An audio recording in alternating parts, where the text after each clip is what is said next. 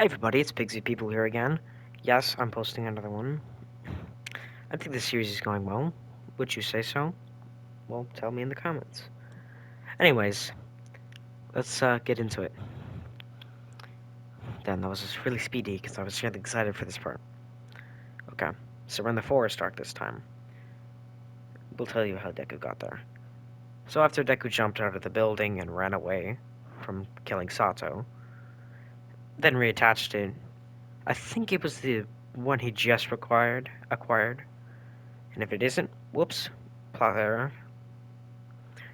And then he runs away, actually steals a car, tears someone's throat out. Let's say a person who tried to use his knife quirk got his throat stolen. Throw him out of the car and then drove off. Then he kept going in farther and farther into the forest until his car broke down. And then he just waited for a car to come by. Then he punched it to the ground, grabbed someone out of the vehicle, and then taped them to their vehicle and drive them straight off the cliff. That's all he did. And then he jumped back. Then he slid down to the mountains. The car exploding and killing the person, and all Deku did was just wait for a murder. All he had to do was jump over the fence and he would have been fine. But no, kill a man. He didn't even go through the hole the car made. He just jumped over the fence. Then he slid down and went into the forest arc area. He just chilled around there, killing animals, skinning them, wearing them as clothes. Because remember, he had no clothes, so he had to put some bear clothes on.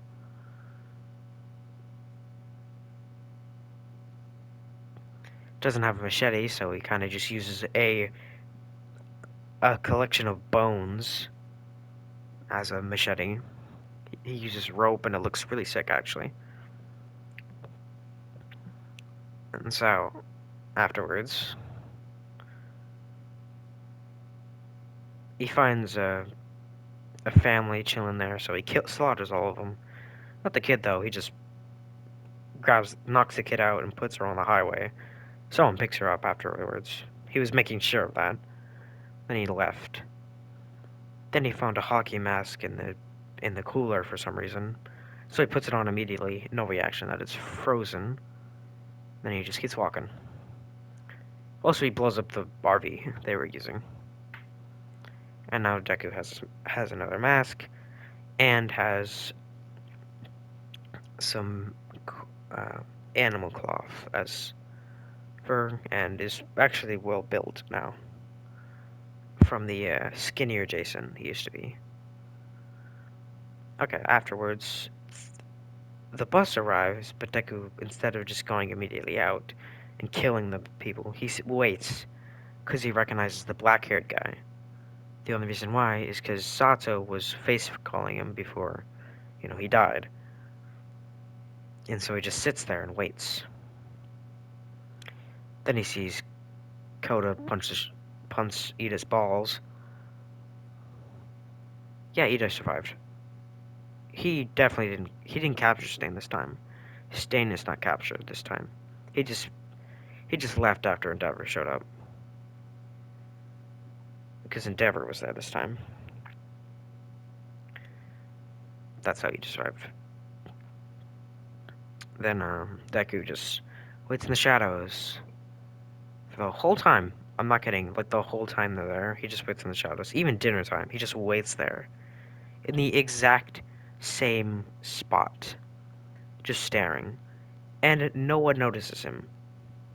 They either glance at him, but don't just think he's a tree because of how mossy he looks, even though that's skin, and because of how big he is against the trees. So they just assume he's a tree, but he isn't. It's Jason, a Deku.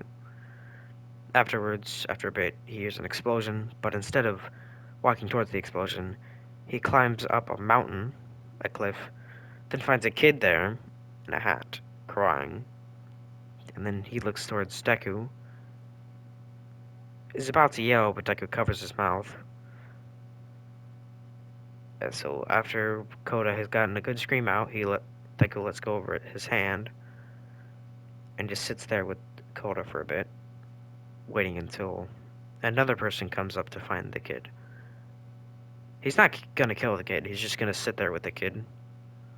So the kid then tries to then explains why he's up there and how his why he's and why he hates heroes. Assuming Deku liked heroes, but he doesn't anymore. All he likes is slaughtering people. Not kids though, because he likes kids. He did die as a kid, and he likes kids. He likes kids because he never got to experience a kid's life. You know, because he died. I'm kidding. He didn't die.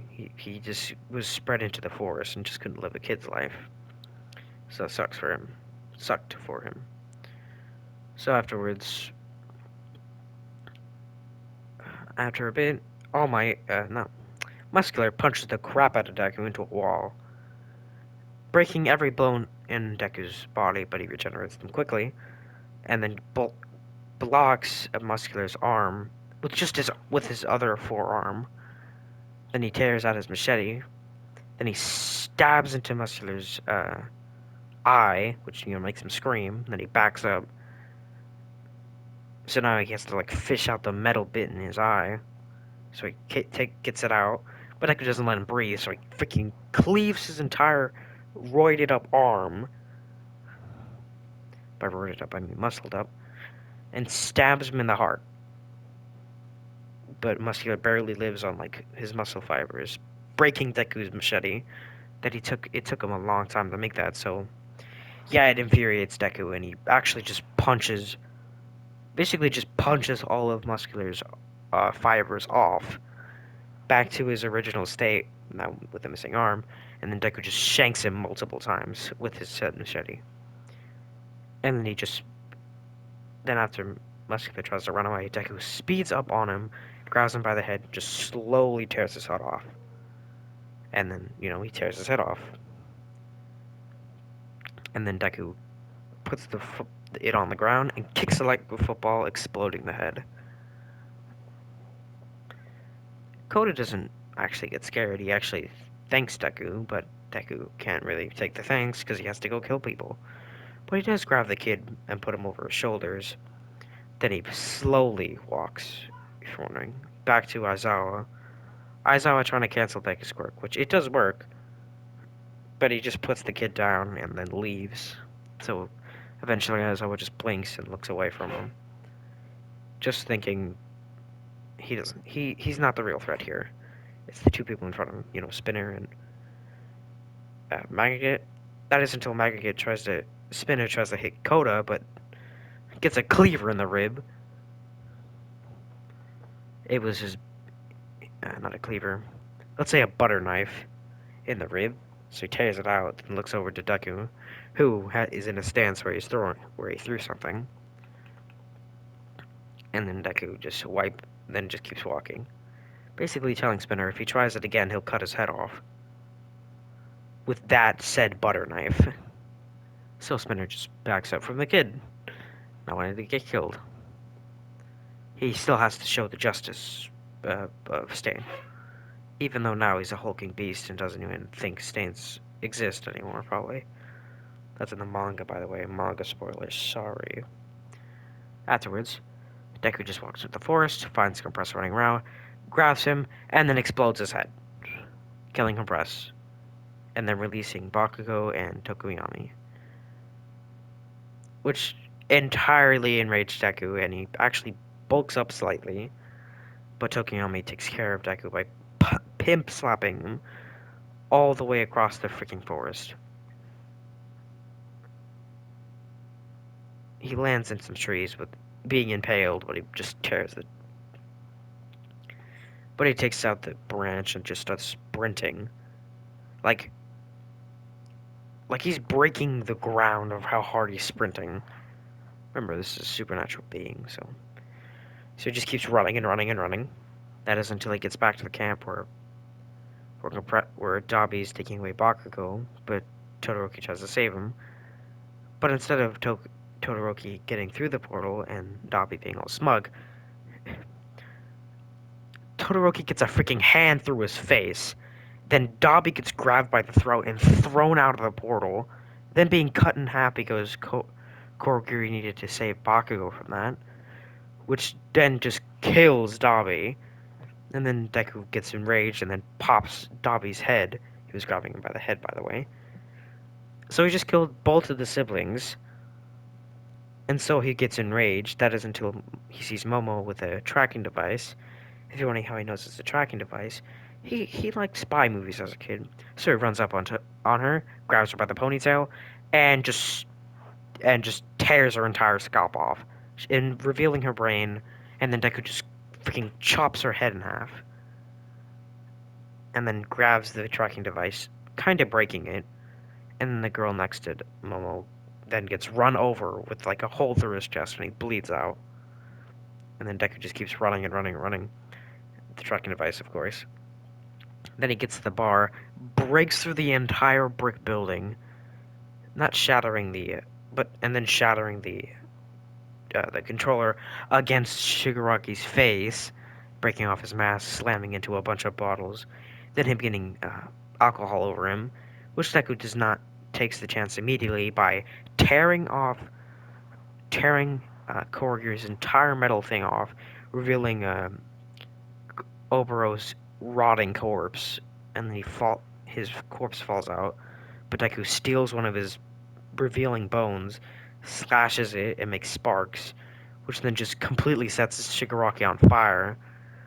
And then he dies from shock. He actually gets unconscious from shock, but just keeps burning, and then dies. Then Twice gets scared and tries to save Toga, but he just punches straight through his clone, destroying Toga's entire face. Like, actually punching her entire head off. Then he grabs the real Twice, and then Twice tries cloning his friends so far. But Deku, instead of caring about the clone stabbing him, he just pops Twice's head, and then all the clones drip down. And then Deku takes out all the knives they owned, and then just chucked them all checked two into Spinner and Magnuma, and then they both fall over dead. He did that really quickly, by the way. Now he has one knife left, but instead of killing Bakugo, he actually unties him. Like, he breaks out of his chains, which Bakugo gets confused at first. That is until Deku grabs him by the arm and tears it off. And then Bakugo screams in pain, then throws an explosion at Deku, which completely does not faze him, burning off his entire top half of his clothing, but he doesn't care. And then he just destroys Bakugo's hearing. He can't hear anything now. He used like the time where Yujiro slapped someone's ears. Homelander slapped the blind kid's ears, and then he lost his hearing. That's what happened. Yeah, dead. Then, well, Bakugo was bleeding out. All for One shows up. Deku doesn't give two fucks and just immediately goes for the stab on All for One's throat. But, he gets blown off. He actually gets exploded. All for One being kind of mad, he killed his apprentice. That is until All Might shows up and starts fighting All for One. Deku doesn't care who dies. He's gonna run straight in with a broken cleaver. Remember the knife he had? His bone knife? Yeah, he still has it. Just shanks All for One into the throat and keeps going. Because All for One's regenerating, but Deku doesn't care. He's gonna keep cutting. So after All for One's head is slightly decapitated, he blows Deku's entire stomach open. He falls over into like the abyss. But after like All for One is on the ground and All Might puts up his fist, Deku shows up and twists All Might's head all the way back, like a whole 360, and then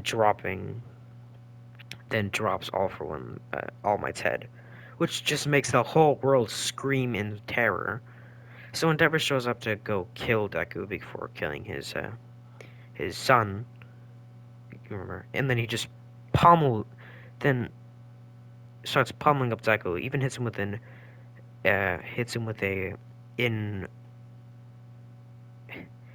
hits him with a good old, in, prominence burn, but Deku grabs off Endeavor by the head and splits his head in half, and then just keeps slapping his hand through Endeavor completely through, grabbing him by his legs, and then using him as a battering thing to bat off someone's head in, and then he just does not stop, and then just keeps slapping and slapping off everyone's head until off everyone's head pop like a freaking balloon. But Deku does not want this.